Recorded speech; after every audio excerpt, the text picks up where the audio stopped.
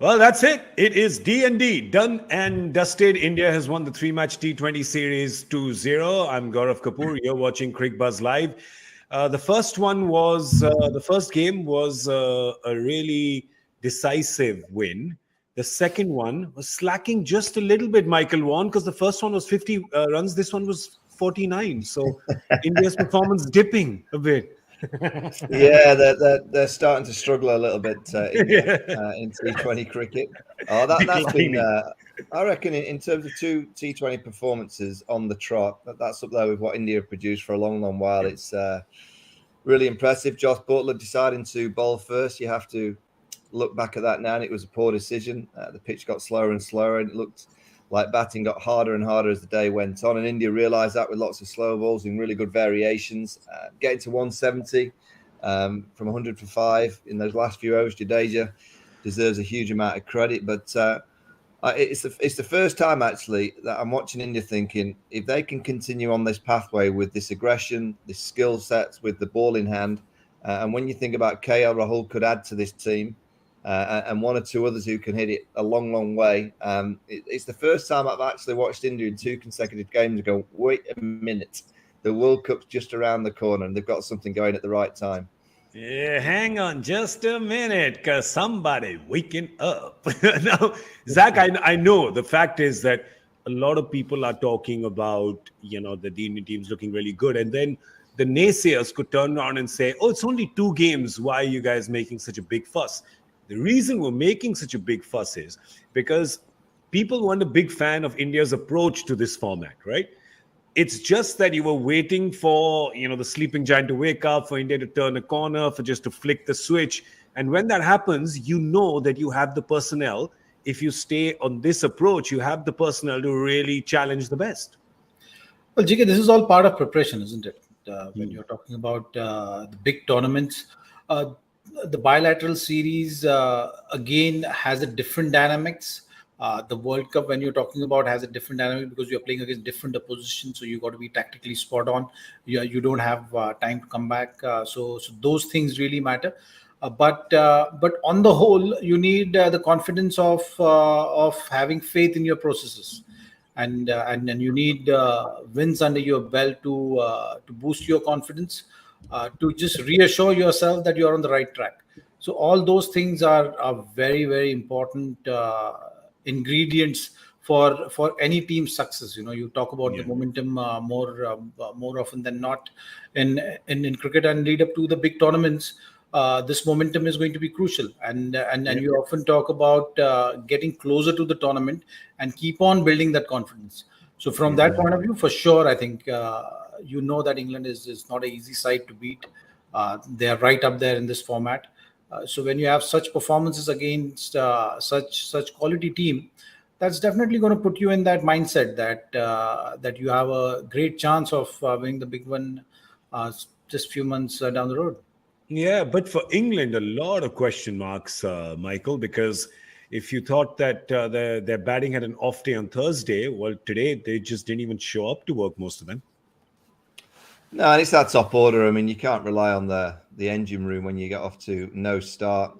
Jason Roy's just in no kind of form at the minute.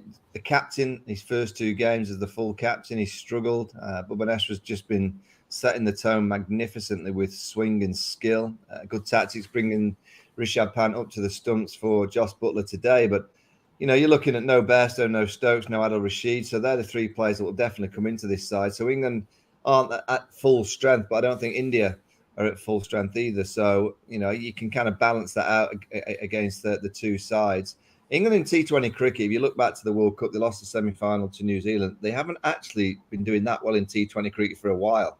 The 50-over format, they're the world champions, and they're just this powerhouse, this juggernaut, getting 498 just recently.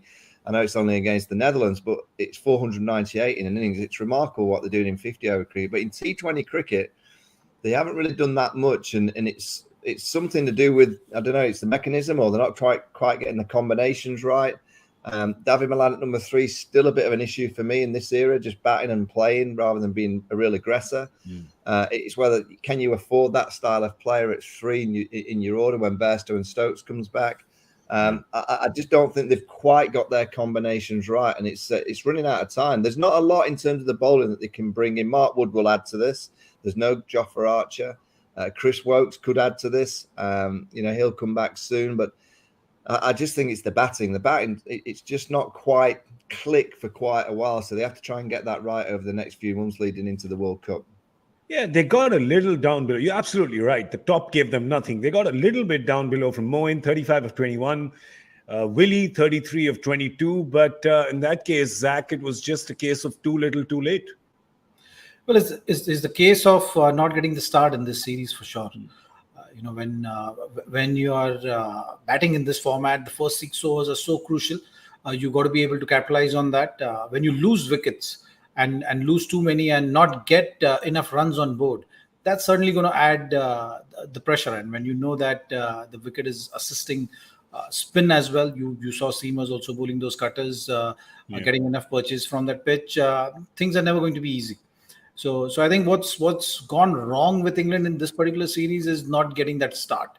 If you get that platform, 40 runs, 50 runs, quick runs at the top, that really sets the platform, and then you can capitalize on that, because as the ball got older, you've seen that flurry of runs in patches. So when you have wickets, that it adds that much pressure on bowlers in this tournament, in this series so far. The bowlers have not been under that kind of pressure. They've been setting the tone nicely, and then being able to stick to their plans, which is hitting the good areas, bowling that 6 to 8 meter lengths, and looking to hit it hard. If you don't have batters to counter that, then it's always going to be a easy task for bowlers, and that's something which we've seen in the series consistently in the last 2 games, and that's why you've seen such a huge margin.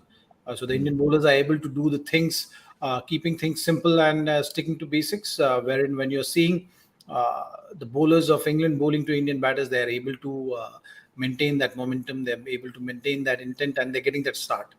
So even if they're losing wickets, they're able to get to a total which can put them in a position for their bowlers to work with.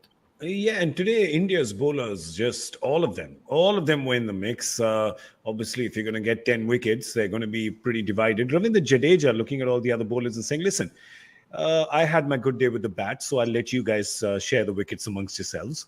And that's what they did. Bhuvi 3, Jasprit Bumrah and Chahal getting 2, and Hardik and Harshal getting 1 each. So everybody was in the mix. But Michael, if I was to ask you the pick of the India bowlers, Bhuvi or Bumrah? No, BK. BK again. He's 3 for 15, 2 for 10 for Bumrah, so 5 for 25 in 6 overs. High. If you give them a chance to bowl in these conditions, there's just a little bit there, and particularly slow balls were just gripping in the surface, so hard to hit through the line. They're magnificent. Bumrah's slow ball is a piece of delight. It really is. I don't know how you face it. The same arm speed, same action. And he just rolls his finger at the last minute. And he's got that subflex in his kind of wrist that you can't see it. Brilliant bowling. I'm really impressed by India. I haven't really been on this show for a while to discuss and say that India's T20 crowd, I've generally been hammering them, saying they're not playing aggressively enough. They're not getting it right. The combination, they've got it right. They really have. And if they can really buy into this, and Zach mentions the word process, if they can really commit to this process of being aggressive, I honestly think they've certainly got the tools, they've got the ingredients to produce an incredible T20 World Cup cake. They've got it there for them. It's just a matter of sticking to this process, stick to the recipe. And yes, you need a little bit of fortune and you need a little bit to go your way when you get to competition time, but it's all about the process for me and buying into it. And it looks to me like Rahul Dravid and his team and his coaches and his kind of management and Rohit have sit down and gone, right, that's what we've got to commit to. And if they do that, there's other good teams. England will be right there in Australia, New Zealand. But if you can really commit to the process, it can take you a long way, and it can certainly push you towards winning a World Cup. Yeah, it helps because Rohit Sharma is the captain. What has he got now? 14 T20Is in a row? Is it 15 today? It's 14 or 15 in a row. He just basically hasn't lost. He just keeps winning. So that's a good thing. Just keep doing more of that, Rohit. Another 3 months. That's it. We don't want too much more. Another 3 months more of same, please, if you could. But I think, Michael, we've got the right person to answer the Jasprit Bumrah question for you of what he does with the slow ball. Come on, Zach, tell us. Tell us about the mechanics. You've observed it closer than anyone else. What does he do? How does he do it? No, I think the late release is something which has been the hallmark of Bumrah's bowling. Whether he's bowling quick or bowling those slow ones, his release is late than the usual release of any bowler. So that is something which is giving him advantage as well. That fraction of second less for batter to be ready to what's coming at him, and that is something which has worked for him. And to add to that, he bowls 140 plus clicks. So when you have that vast difference in drop in speed, when you're bowling the slower one, the effectiveness of that goes higher. So that is something which has worked for Bumrah. And his slow one dips, so that is something which adds to the dilemma of a batter. He's always coming at the batter with the angle, so you got to protect your wickets as well. So there are too many things which is going in batter's head when you face the Bumrah, and he takes advantage of that. Okay, so just a quick answer to this question. For lay people to understand the difficulty level of a guy like Bumrah who bowls 140, 145, and then to bowl that slow off-cutter that he does. If you were a judge at the Olympics and Bumrah was doing that, what would you rate the difficulty level at? What is it, 8, 9, 9.5? What is it? 9.8. 9.8. Zach, you? You can't beat that. Yeah, 9.8. Well, you can, 10. 9.9? 10? 10, I guess 10. 10? Okay. I can beat that as well. 10.1. My Olympics, my rules, all right? I'm saying 10.1. Difficulty level there. All right. So lots of answers for India, lots of questions for England there. Today, again, their batters, their top order, that seems to be a concern. I know they can't. It's just tomorrow.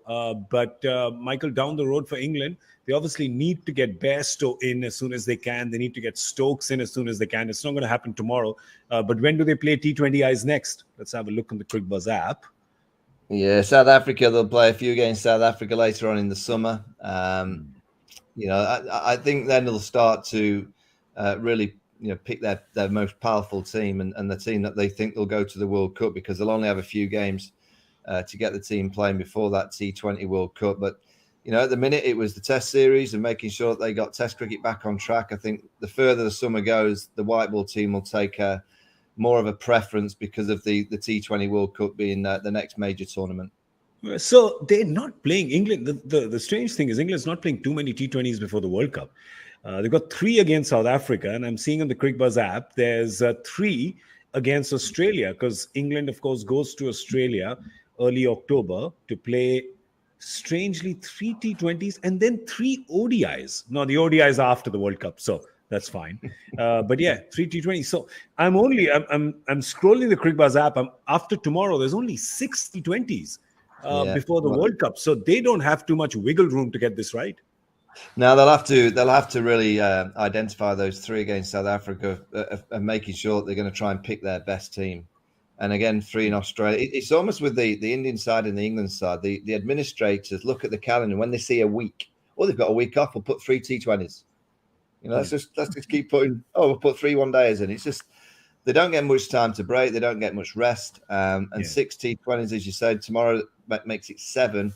It's not a great deal, but they're a good white ball team, England. They've got plenty of skill and plenty of experience, and they'll be somewhere near come World Cup time. But I do worry about these combinations. I've watched them for a while. It doesn't seem right in T20 cricket. They don't seem to get the combinations right.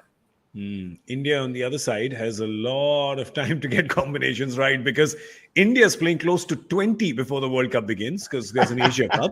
Yeah, 20. There's an Asia Cup, which will have about 5-7 games. There's 3 against Australia, 5 against West Indies, 3 against Zimbabwe as well, because, why let the players have a breath and a break? So there's 3 against Zimbabwe as well. So there's too many. So there you go. Everybody's got problems. England's got too few games to get it right. India's got just too many. Can England borrow some of those games? I really think so, to just have a little balance to be restored in the world. Yeah. Do you want to take Zimbabwe? Do you guys want to just... We'll take Zimbabwe. It's a good trip. Go to Harare. Yeah. It's a nice trip. There you go. There you go. Here's Michael Vaughan, Zach, and me running World Cricket here on Cricbuzz Live. There you go. Just moving the pieces around a bit. Talking about the pieces that were at play, I'll ask both of you your pick, your player from the 2 games that you watched so far. Has to be Bhuvneshwar for me. Yeah. Okay. He's been consistent, giving that kind of a start, setting the tone for the defense. So we had that ready for you, yeah. We knew. In the first game, they had close to 200 runs. Today, it was like just about par score, and he managed to set the tone for India's defense, and he's been doing it consistently. He's been off for a while not with bowling as per se, but with his fitness issues. Now he's looking the old Bhuvi, how we know. How we see him bowl. So that's I think a great positive from this trip for sure for Indian team. Yeah. This just sorry, Michael, you. Same? Nah, BK, no question, outstanding. 5 for 25 in 6 overs. Come on, it's good. Come on, it's good. You'd have to say he does not need 20 more games. I'm telling you, he's in the World Cup. We don't need to play. Yeah, that's right. Just give. I think the only question with Bhuvi that you should be asking is window or aisle. What seat would you prefer? Yeah, that's the only question you should be asking him. For England, I know it's been slim pickings, Michael, but the player for you out of these 2 games? Chris Jordan. Chris Jordan's been excellent. I think he was a player that was slightly concerning. He's not really had to bowl too much at the death, but he's been excellent. They've not played well. There's no point in papering over any credit. They've just not played well as a team, as a unit. I think they made the wrong call at the toss today. It turned out to be a bat first day. And the captain, 2 games as the skipper, yet to score, and he won't be concerned. I'm sure they won't be worried at all, but he'd want to score in the last game tomorrow just to give himself a little bit of a boost going into those last 6 games before the T20 World Cup. Yeah, I don't think anybody really cares that the series is over in terms of the importance of tomorrow's game, because when 2 big teams are playing, you always want to watch every match. So it's not like people today are saying, oh, the series is done, I'm not going to watch this. Of course you're going to watch this, because both teams, supporters of both teams, fans of both teams want them to win. It doesn't matter if it ends up 2-1 or 3-0, but the fact is that it will still be a hard contested game, Zach, tomorrow, because when you're playing big opposition, and you'll tell us, right, because you played so many bilaterals, it doesn't matter, right, that you've already won the trophy. You want to win that 3rd game real hard. It'll be interesting to see how India approaches the last game. Are we going to see more changes now because the series is in the pocket? Stop it! Or are we going to have can't keep track. Same 11? So that's one question. What would you like to see? Would you like to see maybe Avesh or Bishnoi or Umran get a game against top quality opposition? Would you like to see Deepak Hooda in? What would you like to see? I think so. I think from bowling point of view, you would want to see maybe Avesh Khan come in, Umran, Ravi Bishnoi. They have those choices. Ravindra Jadeja has not played the international T20s for a while, so I think he will definitely play. Virat will definitely play. Pant, we'll have to see how he goes on now from here. And from England's point of view, we have to see now the pressure is off. The pressure of the series is off. How are they going to respond? So I think from India's point of view, it's just about, are they ready to follow the processes which they've been following, even if the series is done and dusted, or you're going to see the same similar approach, intensity, all those kind of factors are going to be important to be looked after from India's point of view. But for England, I think maybe the pressure of the series is off. You might see something different. Last chance saloon perhaps for Virat tomorrow, Michael. He's not playing T20s for a while. Well, he needs a score, and he needs to score with a decent strike rate. I think. I mean, I'm sure Rahul Dravid and Rohit Sharma are not considering dropping him. I just don't think that'll be on their cards. But what they have to be very careful is that they don't just keep talking about the name rather than the game. You can't just keep picking a player because of what he's done in the past. He'll need a good score. I've said for a while, Virat needs a break from cricket. I think a break would do him the world of good. So missing 5 T20s against the West Indies is not a concern for me. It's probably the best thing that would happen to him at this stage of his career. Would the rest of the world not want to see Virat Kohli playing for India in the T20 World Cup? Absolutely. They don't want to play against Virat when he's on, on form that we know he can produce. So I think the break will do him good. I'm not so sure he's playing well enough to go out and strike 100 tomorrow, but we'll have to wait and see. He's going to a venue at Trent Bridge where it's fast scoring, the pitch will be pure. You only just saw 3 weeks ago that England chased 350 overs in a test match. So it's a pure wicket. It's flat. The outfield's rapid. If there was ever a day where you'd want to get a quick score with a great strike rate, Trent Bridge to ground to get that form back. Yeah, you're talking about, I'm losing count of England chasing more than 300 in test matches. I've lost count. And just so many happening. I've forgotten which one is when. But England, would you like to see any changes there tomorrow? I know it's not a very big squad, but let's pull that up. I mean, the two players that came in today, they've done really well. Both Willie and Gleeson have really kind of covered themselves with glory, really grabbed the chance. But probably not. I don't know, would Phil Salt get a game, according to you? Or would they just go with what they're going with? As I've said, I'm not sure Milan at 3 is the right combination in this era of T20 cricket. I just think, there's more destructive, kind of powerful players. I do like left-hand, right-hand combinations down the order, but Phil Salt's been in fine form. He played well against the Netherlands, real destructive player. Can bat anywhere really in the top 6. So you could bring him in. You could rejig the order somewhat. You could move Moan up a bit higher. You could have all these different combinations. Harry Buck's a better player higher up the order, but he's a youngster coming into the team. They might change the bowling combinations.